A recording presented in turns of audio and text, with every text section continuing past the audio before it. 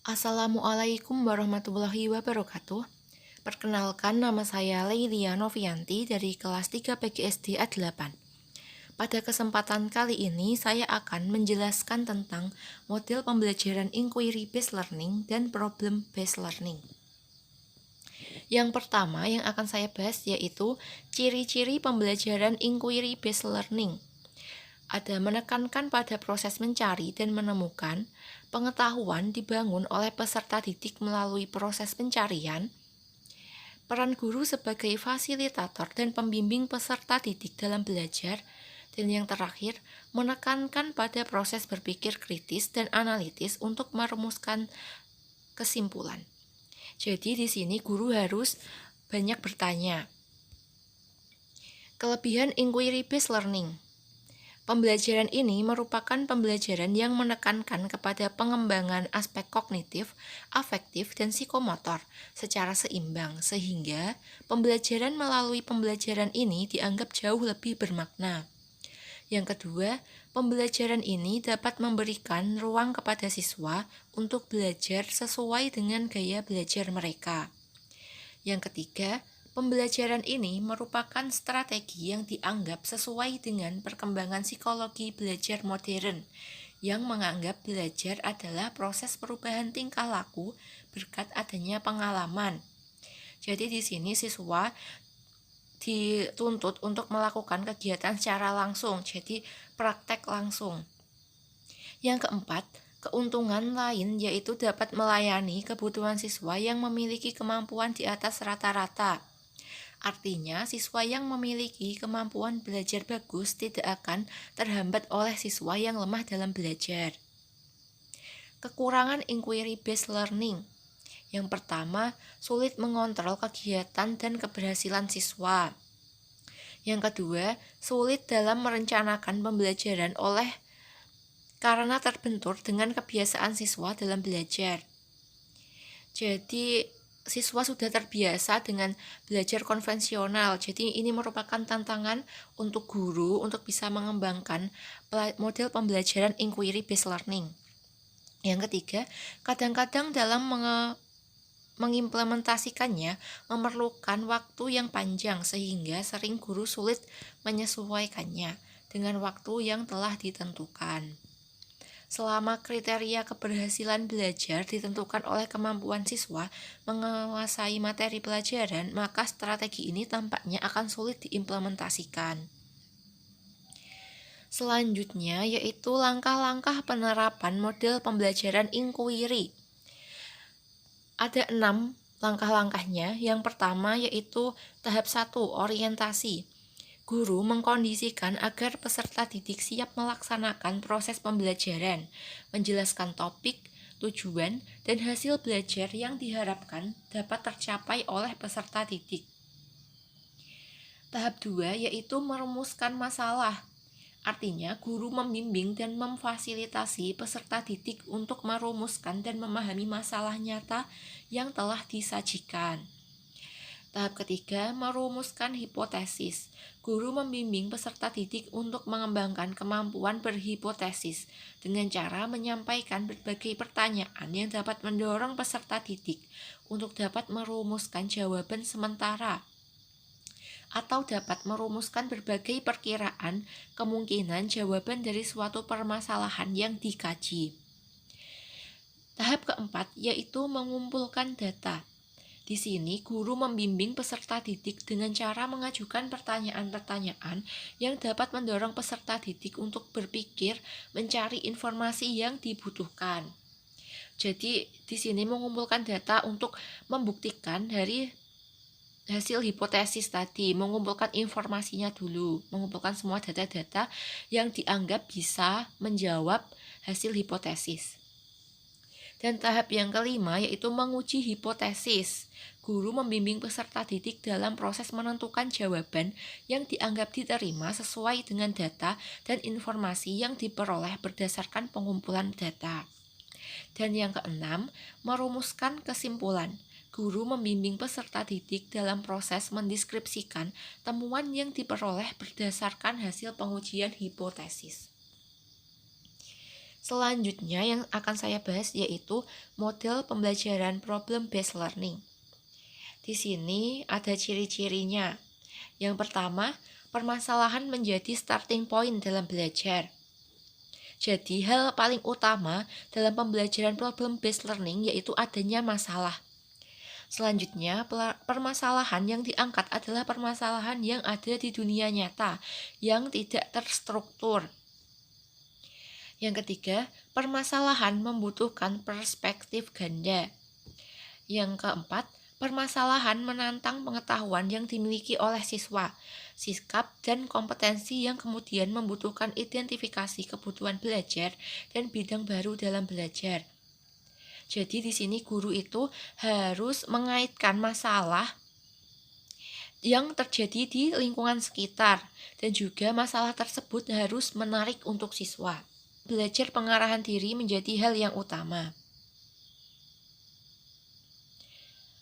Pemanfaatan sumber pengetahuan yang beragam, penggunaannya, dan evaluasi sumber informasi merupakan proses yang esensial dalam problem-based learning.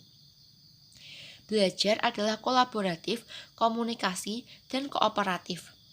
Pengembangan keterampilan inquiry dan pemecahan masalah sama pentingnya dengan penguasaan isi pengetahuan untuk mencari solusi dari sebuah permasalahan.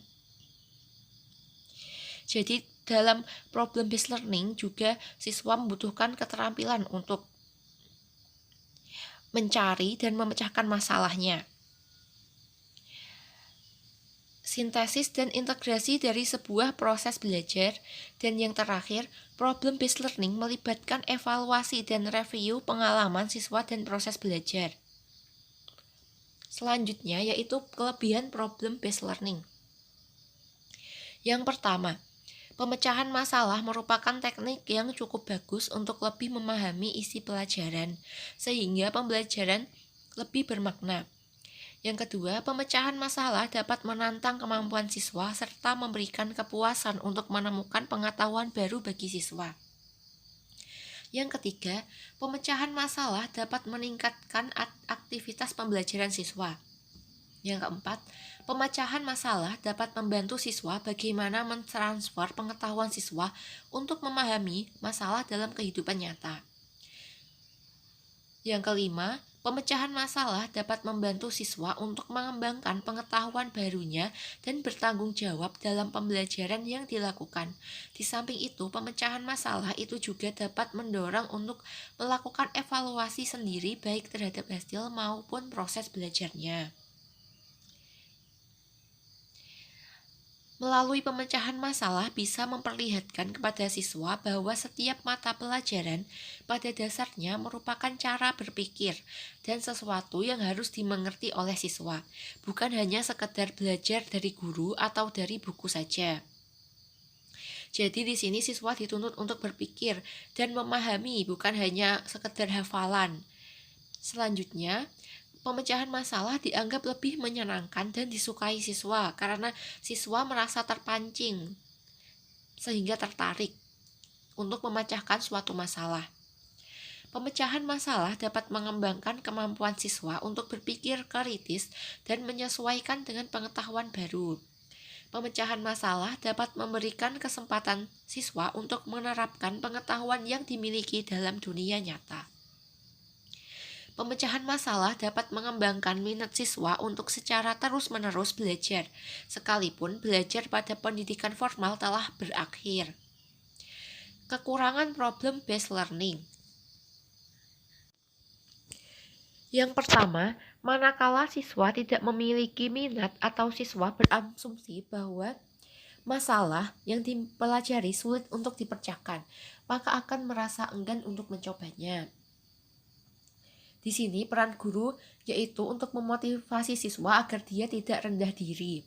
Yang kedua, keberhasilan model pembelajaran melalui problem-based learning membutuhkan cukup waktu untuk persiapan. Yang ketiga, tanpa pemahaman mengapa siswa berusaha memecahkan masalah yang dipelajari, maka siswa tidak akan belajar apa yang ingin dipelajari. Jadi guru harus menjelaskan untuk apa siswa itu harus memecahkan suatu masalah. Selanjutnya yaitu langkah-langkah penggunaan model pembelajaran problem-based learning. Yang pertama, konsep dasar. Fasilitator memberikan konsep dasar, petunjuk, referensi, atau link dan skill yang diperlukan dalam pembelajaran tersebut. Yang kedua, pendefinisian masalah. Dalam langkah ini, fasilitator menyampaikan skenario atau permasalahan, dan peserta didik melakukan berbagai kegiatan brainstorming dan semua anggota kelompok mengungkapkan pendapat, ide, dan tanggapan terhadap skenario secara bebas, sehingga dimungkinkan muncul berbagai macam alternatif pendapat. Yang ketiga, pembelajaran mandiri. Peserta didik mencari berbagai sumber yang dapat memperjelas isu yang sedang diinvestigasi. Sumber yang dimaksud dapat dalam bentuk artikel tertulis yang tersimpan di perpustakaan, halaman web, atau bahkan pakar dalam bidang yang relevan. Tahap investigasi memiliki dua tujuan utama, yaitu agar peserta didik mencari informasi dan mengembangkan pemahaman yang relevan dengan permasalahan yang telah didiskusikan di kelas. Yang kedua, informasi dikumpulkan dengan satu tujuan, yaitu dipresentasikan di kelas dan informasi tersebut harus relevan dan dapat dipahami. Yang keempat, pertukaran pengetahuan. Yaitu setelah mendapatkan sumber untuk keperluan pendalaman materi dalam langkah pembelajaran mandiri, selanjutnya pada pertemuan berikutnya peserta didik berdiskusi dalam kelompoknya untuk mengklarifikasi capaiannya dan merumuskan solusi dari permasalahan kelompok. Pertukaran pengetahuan ini dapat dilakukan dengan cara peserta didik berkumpul sesuai kelompok dan fasilitatornya. Dan selanjutnya yaitu penilaian. Penilaian dilakukan dengan memadukan tiga aspek pengetahuan, yaitu knowledge, skill, dan attitude. Penilaian terhadap penguasaan pengetahuan yang mencakup seluruh kegiatan pembelajaran yang dilakukan dengan ujian akhir atau UAS, ujian tengah semester atau UTS, kuis, PR, dokumen, dan laporan. Perbedaan inquiry-based learning dan problem-based learning. Yang pertama, untuk IBL, prinsipnya adalah mendapatkan pengetahuan dari pengamatan langsung menggunakan pertanyaan deduktif, sedangkan PBL memaksimalkan pembelajaran dengan penyelidikan, penjelasan dengan memaknai masalah nyata dan bermakna. Yang kedua, IBL prosedur yang digunakan adalah eksplorasi, penemuan, dan aplikasi. Sedangkan untuk PBL, mengidentifikasi masalah, mengaktifkan pengetahuan sebelumnya, dan elaborasi pengetahuan. Yang ketiga, untuk IBL, hasilnya adalah pemahaman konseptual tentang prinsip ilmu pengetahuan, pemahaman terhadap sifat penyelidikan ilmiah, dan paham akan aplikasi ilmu pengetahuan. Sedangkan PBL lebih menekankan pada keterampilan memecahkan masalah dan mengarahkan diri sendiri dalam penanganannya. Persamaan inquiry-based learning dan problem-based learning, yaitu menggunakan pendekatan secara saintifik, sama-sama mempunyai langkah yang sistematis dan ilmiah, dan guru memberikan suatu permasalahan. Jadi pada IBL maupun PBL itu juga guru memberikan suatu permasalahan.